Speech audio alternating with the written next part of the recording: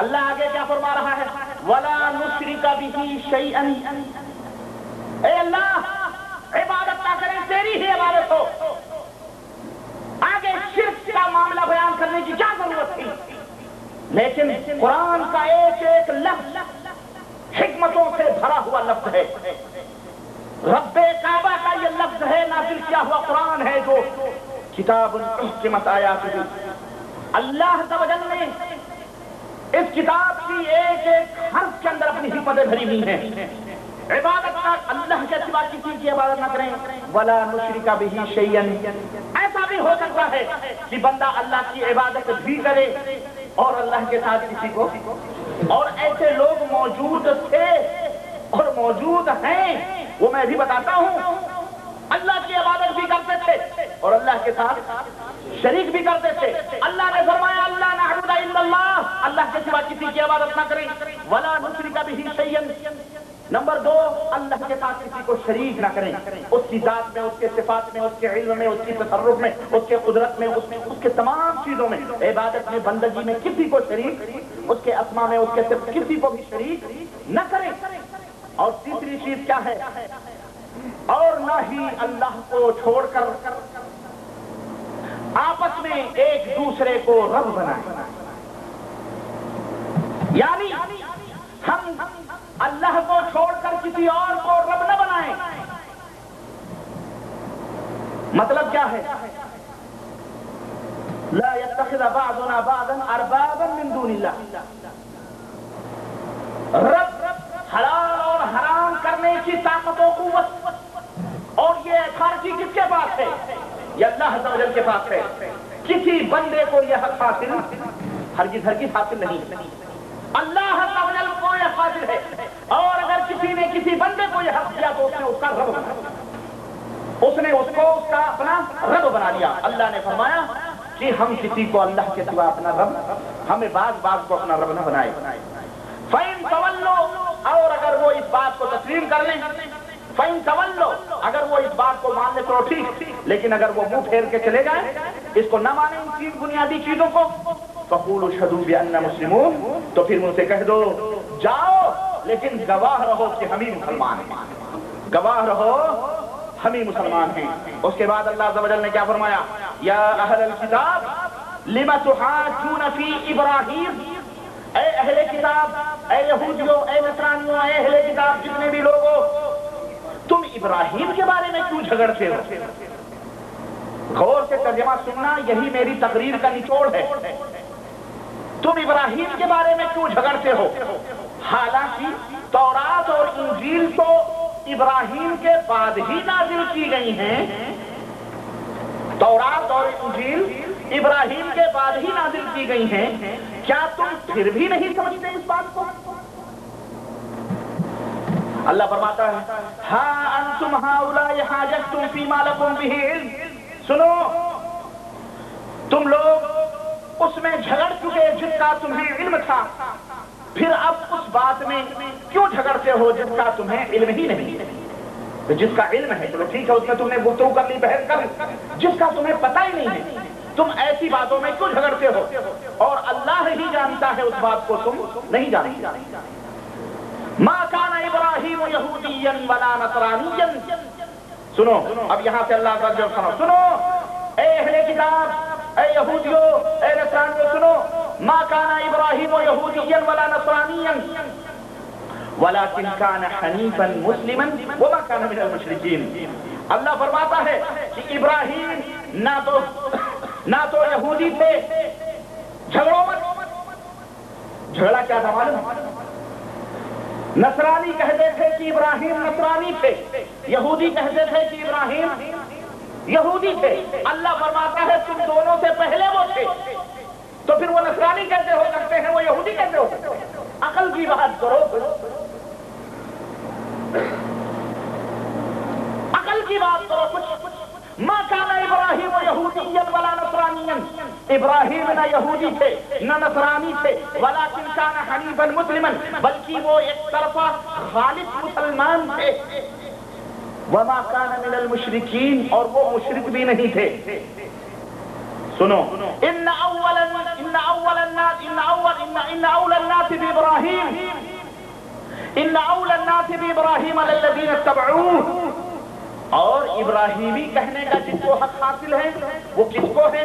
ابراہیم سے جو سب لوگوں سے زیادہ ابراہیم سے نزدیک تر کون لوگ ہیں؟ ابراہیم سے قریب کون لوگ ہیں؟ ابراہیم سے قریب وہ لوگ ہیں جنہوں نے ابراہیم کا کہا مانا، اور یہ نبی جو آخر میں آیا ہے یہ نبی، اور جو اس نبی کے اوپر ایمان لانے لوگ ہیں، ایمان لانے والے لوگ ہیں، یہ تین ہیں جو ابراہیم کا کہا مانے، اور جو نبی ہے جو لوگ اس نبی کے ماننے والے ہیں، یہی لوگ ابراہیم سے زیادہ قریب ہیں۔ یعنی ابراہیم کی جو دعوت ہے، ابراہیم کا جو عقیدہ ہے، ابراہیم کا جو منہج ہے، ابراہیم کا جو طریقہ ہے، یہ نبی جو ہمارا آخری آیا ہے، اور اس نبی کے اوپر جو لوگ ایمان لائے ہیں، اور وہ لوگ جو ابراہیم کے کہنے کو مانتے ہیں، یہی لوگ ابراہیم سے زیادہ قریب ہیں۔ باقی سارے کے سارے کیا ہیں؟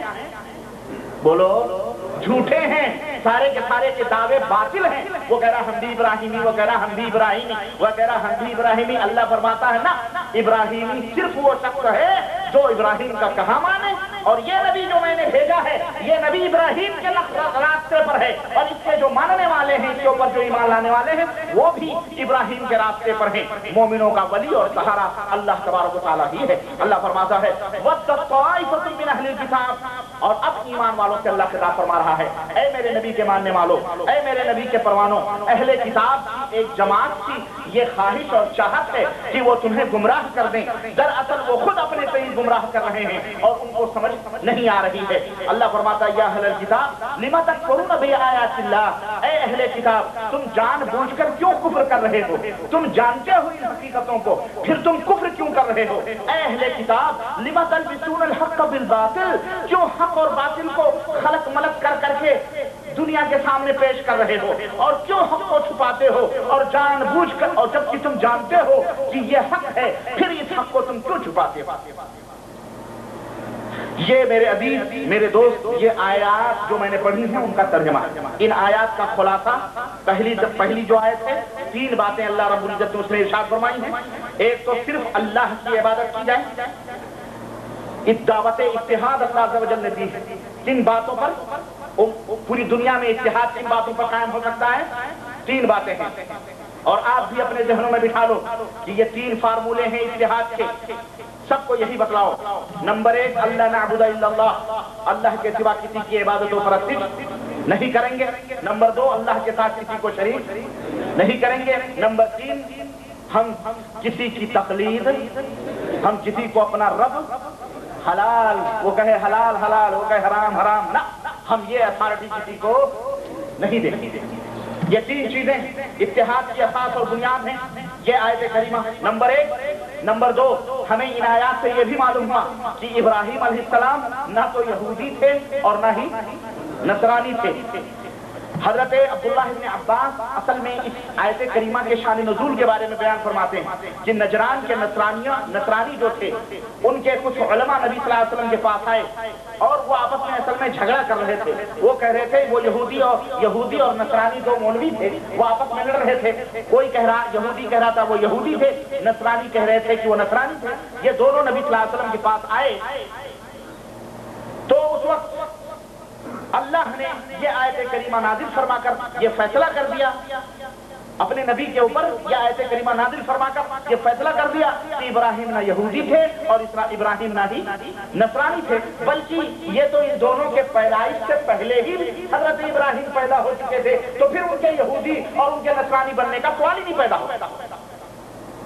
اور اس کے بعد اللہ عز و جل نے ملامت کی، اللہ عز و جل نے یہ ملامت اور ان کی برائی بیان کر دی۔ نمبر تین، ہمیں اس آیت کریمہ سے یہ بھی معلوم ہوا کہ ابراہیم علیہ السلام خالص مسلمان تھے، وہ مشرک نہیں تھے۔ اسی طرح سے نمبر چار، ہمیں ان آیات سے یہ بھی معلوم ہوا کہ جو ابراہیم علیہ السلام کی بات مانے وہی ابراہیمی ہے، اور نبی اور مومنین حضرت ابراہیم ہی کے دین کے اوپر چل رہے ہیں۔ نمبر پانچ، ہمیں اس آیات سے ہمیں یہ بھی معلوم ہوا کہ اہل کتاب یہ مسلمانوں کو گمراہ کرنا چاہتے ہے تو ان کے پاس کتاب، وہ بھی نبی کو ماننے والے ہیں، لیکن یہ مسلمانوں کو گمراہ کرنا چاہتے تھے۔ نمبر 6، ہمیں یہ بھی معلوم ہوا کہ حق اور باطل کو اہل کتاب خلط ملط کر کے پیش کرتے تھے حق، جبکہ وہ جانتے تھے کہ یہ حق ہے یہ باطل ہے، پھر بھی ان لوگوں کے سامنے حق بات کھول کر کے بیان نہیں کرتے تھے۔ نمبر 7 ہمیں ان آیات سے یہ بھی معلوم ہوا کہ وہ لوگ حق کو چھپاتے تھے، اور اللہ عز و جل نے کھل کر کے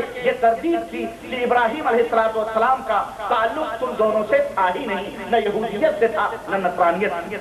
میرے عزیز، یہ جو میں عمل کر رہا ہوں انہی آیات کو سامنے رکھ کر کے آج حضرت غیر مقلد ابو حنیفہ رحمۃ اللہ علیہ کو میں سامنے رکھتا ہوں۔ میں ابراہیم کو سامنے نہیں رکھ رہا، بلکہ ان آیات کی روشنی میں میں ان کو سامنے رکھ رہا ہوں کہ آج ہمارے ملکوں کے اندر بالکل یہی سچویشن ہے کہ آج حضرت ابو حنیفہ غیر مقلد ابو حنیفہ رحمۃ اللہ علیہ کا نام لے کر کوئی اپنی ڈفلی الگ بجا رہا ہے، کوئی اپنی ڈفلی الگ بجا رہا، وہ اس کو کافر کہہ رہا ہے، وہ اس کو کافر کہہ رہا ہے۔ وہ بھی حنفی ہیں، وہ بھی حنفی ہمارے ملکوں کے اندر اپنے آپ کو دیوبندی کہنے والے وہ بھی حنفی، اپنے آپ کو بریلوی کہنے والے اور اپنے آپ کو قادیانی کہنے والے وہ بھی حنفی، اور وہ ایک دوسرے کو کافر بنا رہے ہیں۔ بریلوی کہتا ہے وہ کافر ہے، وہ کہہ رہا ہے وہ کافر ہے، وہ کہہ رہا ہے وہ کافر ہے، وہ بھی حنفی ہے، وہ کہہ رہا ہے وہ ہمارے مذہب پر تھے امام ابو حنیفہ، دیوبندی کہہ رہا ہے امام ابو حنیفہ ہمارے تھے، قادیانی کہہ رہے ہیں امام ابو حنیفہ ہمارے تھے۔ ایسی سچویشن میں یہ آیت کریمہ ہمیں نشان ہے، اور ہم یہ امت کے سامنے رکھنا چاہتے ہیں کہ امام ابو حنیفہ رحمۃ اللہ علیہ جو غیر مقلد تھے، وہ امام ابو حنیفہ رحمۃ اللہ علیہ نہ دیوبندی تھے، نہ وہ بریلوی تھے، نہ وہ قادیانی تھے، نہ وہ زیدی تھے، نہ وہ رافضی تھے، نہ ہی وہ جہمیہ تھے، نہ ہی وہ ماتریدی تھے، نہ ہی وہ اشعری تھے، بلکہ امام ابو حنیفہ رحمۃ اللہ علیہ اہل سنت والجماعہ کے امام تھے، دین کے خادم تھے، دین کے رہبر تھے، اور دین کی انہوں نے خدمت کی ہے، اور دین کے اور امام اہل سنت والجماعہ میں سے ان کا شمار ہوتا ہے۔ امام ابو حنیفہ رحمۃ اللہ علیہ کے ساتھ وہ کسی مذہب سے ان کا جو آج بنائے گئے ہیں ان سے ان کا کوئی تعلق۔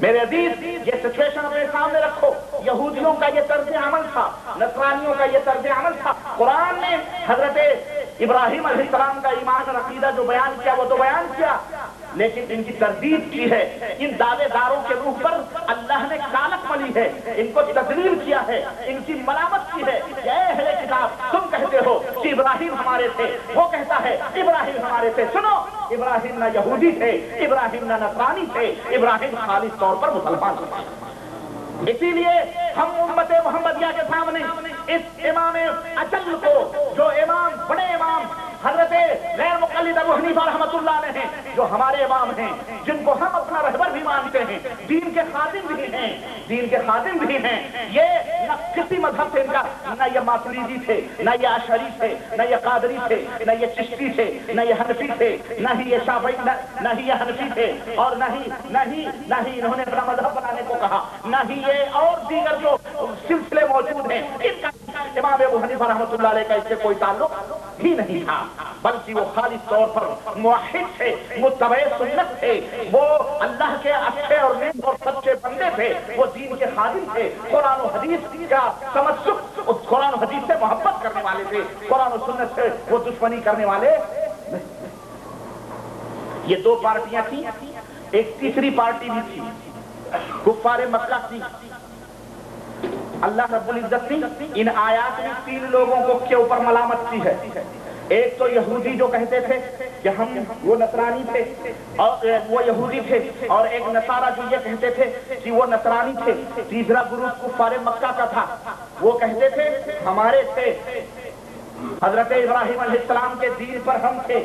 سیرت کی کتابیں اٹھا کر کے دیکھو، اور حقیقت بھی ہے کہ کفار مکہ یہ جو آپ سے قریب ہے نا، بالکل مکہ اور جدے میں کوئی زیادہ فاصلہ نہیں ہے، یہ آپ کے قریب ہے، اور اس کا رشتہ بڑا پرانا رہا ہے۔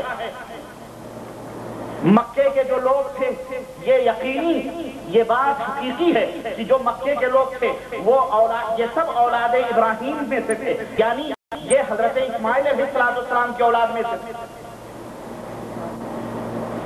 اور اولاد ابراہیمی ہونے پر اہل مکہ کو ناز اور فخر اور غرور بھی تھا۔